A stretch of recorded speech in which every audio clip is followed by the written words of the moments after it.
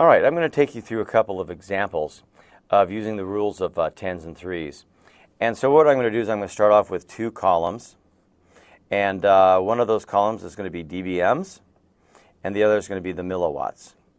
And next to the dBms, we're going to talk about adding or subtracting the dBs. That's kind of what we've already talked about.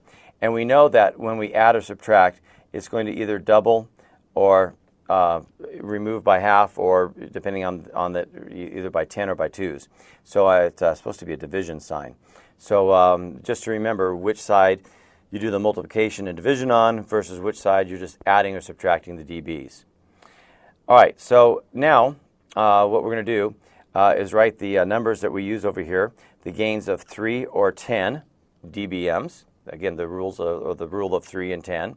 And over here, we're either multiplying by 2 or dividing by 2 or multiplying by 10 or dividing by 10. So now I've got this little chart that helps me remember what the mathematics are. So if at least anything, if you were doing, let's say, a test question, or if you're just doing this calculation out in the road, which most of us wouldn't, because we're going to have vendor information already done for us. We're going to have other tools that can collect this information that we don't really have to do this, but it's useful, I guess, to understand what happens when we set that up.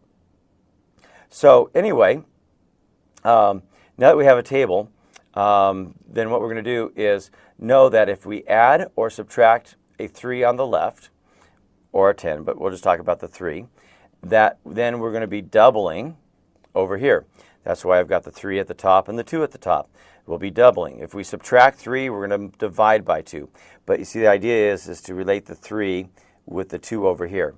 And if we add 10 dBms, then we're either, or subtract 10 dBms, then we're either doing multiplication or division by 10. So the idea here is to have a table to help you in remembering what it is that you want to do. And remember, we started with 0 dBms equaling 1 milliwatt. So that's where we started at. All right, so now what we're going to do is we're going to start at 1 milliwatt, and we're going to double the power 3 times in what we're going to look at.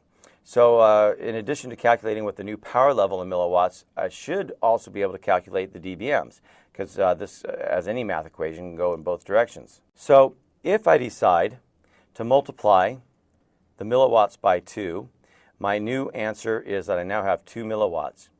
So in this particular case, I said, what's going to happen if I do double the milliwatts?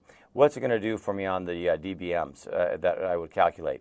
So now that I've done that, we know that if I'm doubling the milliwatts, adding more power, then I'm adding a 3 to it. So I'd be adding a plus 3, and that would give me a total of 3 dBms. I hope that seems simple enough.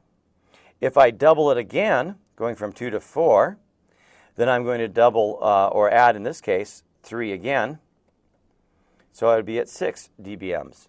And so we could continue to do that calculation. What if I said it the other way? What if I said, let's add 3 dBms? Right now I'm at 9. Adding 3 makes me multiply by 2. So then I would be at 8 milliwatts. And so that's, I hope, seems fairly easy. But unfortunately, it doesn't always get that easy. But I'm trying to give you some examples of how this would happen for us. All right, so now let's say we have a wireless device that generates 100 milliwatts of signal. And the bridge, in this case it's a wireless bridge, is going to connect to an antenna. So, you know, a wireless bridge, again, is just an access point that is helping us bridge the gap, let's say, from one building to another building. Right, so we're just being able to, we're not actually accepting users as much as we're just having our wired network connect to another wired network, but that connection is going to be wireless all the way through. So anyway, that bridge is going to generate 100 milliwatts. I'm going to have to make another column here pretty soon, another set of columns to do this. And that bridge is connected to an antenna through a cable that creates a 3 dB loss. So that connection to that cable, obviously to the AC generator, is introducing a minus 3 dB. All right, so I know how many milliwatts I'm sending. I know that I'm already out 3 dBs because of the cable absorbing some of that energy. And so there's that loss. So what happens when we decrease by 3. When we decrease by 3, then we're going to divide by 2, and so which is a normal thing to consider, and that's something you have to look at. But at that point, I would be able to tell you the answer is 50 milliwatts for the power. But now let's say that this bridge, right, the antenna, is adding 10 dBs because of the way in which it's concentrating that signal. So now so I've got really a net of 7, but I got a 3 dB loss from the cable to the antenna, and the antenna passively is adding 10 dBs. So in this case, what you want to do is calculate what the IR in the EIRP is going to be. Maybe I could have probably done that picture a little bit better. Let me see if I can kind of recreate that without connecting the buildings like I was talking about with the bridge. So the AC is basically sending 100 milliwatts. The cable is doing a minus 3 dB. And when it gets to that antenna is adding 10 dBs. Okay? Hopefully you're all with me here, right? So we're talking about this device being a little more focused or directional with its antenna. So the first step is to determine if we're going to be using tens or twos and multiplication or division. And so you could, again, figure out what it would take. So let me put up my table, a new table. So here's my milliwatts. And remember, we started at 1 milliwatt compared to the dBms, which is 0. And you can still see the other chart with the 3s and 10s and the plus minus versus the rest of it. Well, maybe it's just always good for you to get in practice of creating this chart so you know where to start from. So that's where we started from. Now, we have to start off with the fact that we need to know if we're doing things by tens or twos and the multiplication or division. And we'll start with the milliwatts. What I do know is we're starting with 100 milliwatts. So that means I would have to multiply this by 10 and then multiply it by 10 again to be able to get equal to 100 milliwatts.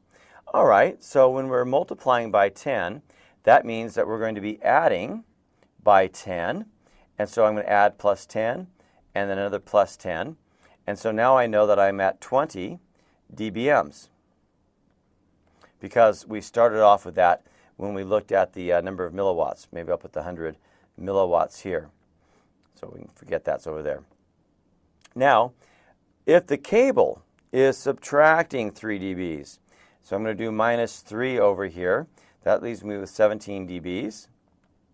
And when I subtract by 3, I then have to do what?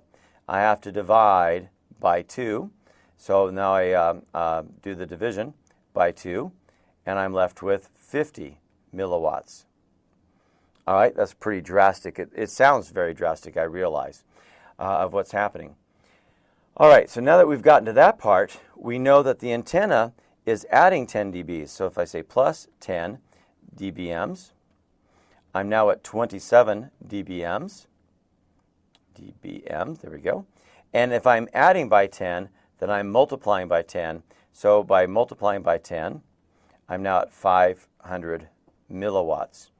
And so what I've done here is I've been able to tell you what the effective strength of that signal coming out of that antenna is going to be when we look at all of the information about the components that make up this wireless unit.